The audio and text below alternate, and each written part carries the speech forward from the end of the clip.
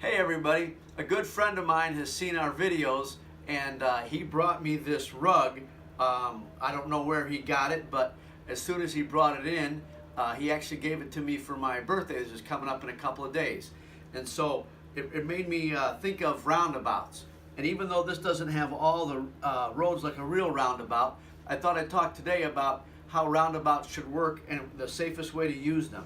So when you come into a roundabout, if you're going to go off at the very first one, so imagine that there's a road off here, the road here, and a road here. If you go into a roundabout and you're going off this very first road, then you want to stay the outside of that roundabout and then exit on your road. If you're going anywhere besides this first one, you want to try and get to the inside of this roundabout as fast and quickly as possible. Now remember, when you come up to the roundabout, if there's people in here, then you're yielding to them because they have the right of way.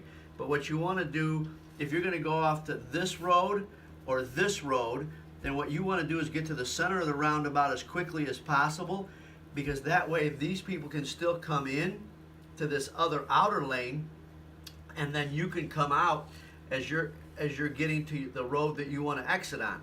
So when they come out from here, they can come in on this outer lane, you're going to be on the inner lane, and then you're going to exit. They may be exiting in the same place, or they may be going around. And you do the same thing out here. You'd go back out here once you got off inside the inner lane to the outer lane, and you're going to let traffic merge in accordingly.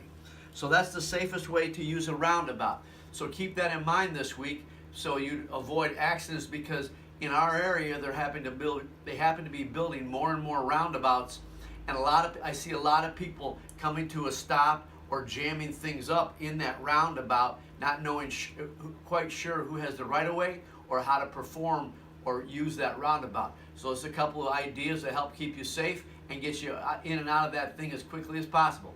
Thanks and have a great week.